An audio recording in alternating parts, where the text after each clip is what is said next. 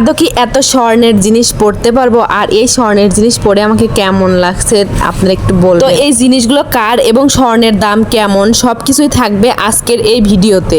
আসসালামু আলাইকুম এভরিওয়ান, কেমন আছেন সবাই? আশা করি অনেক ভালো আছেন। আমি অনেক ভালো আছি। চলে আসলাম আবারও নতুন একটা ব্লগ। আজকের ভিডিওটা হয়তো অনেকের কাছেই খুবই বেশি গুরুত্বপূর্ণ। আমাদের এই ছোট্ট জীবনে কত কিছুই না করতে ইচ্ছে করে, আর সেগুলো আমরা পূরণ করতে পারি না কিছু না কিছুর মানে অভাবে। সেটা হচ্ছে কিছু আছে সময়ের অভাব, কিছু আছে টাকার অভাব। আমরা অনেক কিছুর কারণে অনেক ইচ্ছাগুলো পূরণ করতে পারি না। আজকে যেখানে আসছি আর আমার হাতে যেগুলো দেখতে পারতেছেন, এগুলো এখন বর্তমানে আসলে আকাশচুম্বী মধ্যবিত্ত ফ্যামিলি যারা আমরা, তারা তো এগুলো মনে করেন যে পড়া তো দূরের কথা, চোখে দেখাও আমাদের মানে অন্যরকম একটা ব্যাপার। এত কিছুর ভিড়েও এত দামি জিনিসগুলো আসলে দামি মানুষকে দিতেই ভালো লাগে। তো এইদিকে আমি দোকানে গিয়ে জিনিসগুলো নিয়ে পড়তে শুরু করে দিয়েছি যে আসলে আমাকে কেমন লাগে। কানের দুলটা কিন্তু অনেক সুন্দর ছিল, দুটো জিনিস অনেক সুন্দর ছিল। তো তারপর আমরা দেনা পাওনাগুলো মিটিয়ে নিচ্ছিলাম ওনার সাথে। যেখানে বানাতে দিয়েছিলাম তখন কিন্তু 1,03,000 টাকা ভরি ছিল। আর যখন আমরা এই গহনাটা আনতে গেছি মানে ঈদের 2 দিন আগে, তখন এই গহনার ভরি ছিল মানে স্বর্ণের ভরি ছিল হচ্ছে 1,07,000। আর এখন বর্তমানে মেবি হচ্ছে 1,19,000 টাকা। এত কিছুর পরেও প্রিয় মানুষকে এত সুন্দর একটা গিফট দিতে পারায় কতটা ভালো লাগবে এবার আপনারাই। তো যাই হোক, আমার মনে হয় আর কখনো স্বর্ণের জিনিস চোখে দেখা তো দূরের কথা, আর পরা তো দূরের কথা, কল্পনাতেও আনা যাবে। আর এই যে দেখেন একটা নায়িকা, ওর নামও কিন্তু মায়া, মানে আমার নামের নাম। তো ও অনেক কিন্তু কিউট, অনেক দুষ্টু। আমি আর ও অনেক দুষ্টামি করতেছিলাম। আর এইদিকে বড় আপু আর এই দোকানদার মিলে কিউট বক্সের মধ্যে গহনাগুলো সুন্দর করে এরা বক্সিং করে দিচ্ছিল। এই বক্সগুলো আমার কিন্তু খুবই ভালো লাগে। তো ভালো লেগে আর লাভ নাই, যে স্বর্ণের দাম এই বক্স আর চোখে দেখা হবে না মনে হয়। তো আরো যা কিছু আছে এই গিফট বক্সের মধ্যে ভরে গিফট পেপার দিয়ে সুন্দর করে র্যাপিং করা হচ্ছে। তো এইদিকে আমাদের সময় যাচ্ছে না, পর দোকানদারকে বললাম যে একটু লাচ্ছি দেন, কারণ অনেক জার্নি করছিলাম সেই দিন।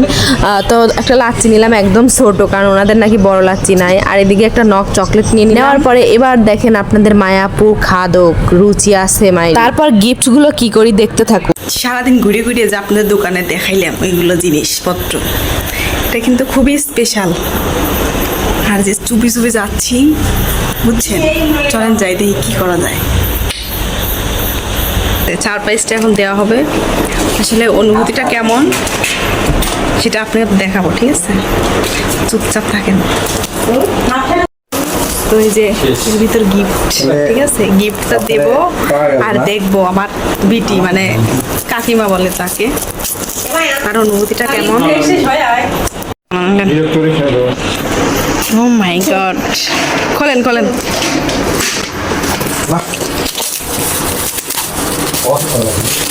এটা কার জন্য কান্ত দেখো আমার লেগে মেহেদি। আরে ছি ছি, এই দেন এরকম মেহেদি বক্স নিয়েছে।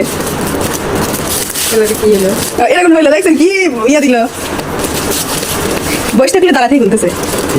তো এইদিকে ছিল না দোকানে কোনো বক্স, তাই দোকানদারে বললাম যে আপনি মেহেদিগুলো নামায়া এই বক্সে ভরে দেন, কোনো সমস্যা নাই, যেহেতু নাই লাগবেই তো আমাদেরও। এরকম কথা। দাঁড়াও দাঁড়াও দাঁড়াও, বুঝছে এক পাশে এখানে অনেক কিছুই সারপ্রাইজ রয়েছে। এই দেন, ওয়াও, দেন খুলে দেন, দেখো এটা খুলবো কি করে? খুলে এটা প্যাচ দেন, প্যাচ দেন, প্যাচ, হ্যাঁ হ্যাঁ প্যাচ, প্যাচ দেন, হ্যাঁ বোতলের মুখের মতো প্যাচ দেন, হ্যাঁ খুলে ফেলো, টান দাও, দিলে এটা তোমার জন্য। আরেকটা আছে আপনি দেন,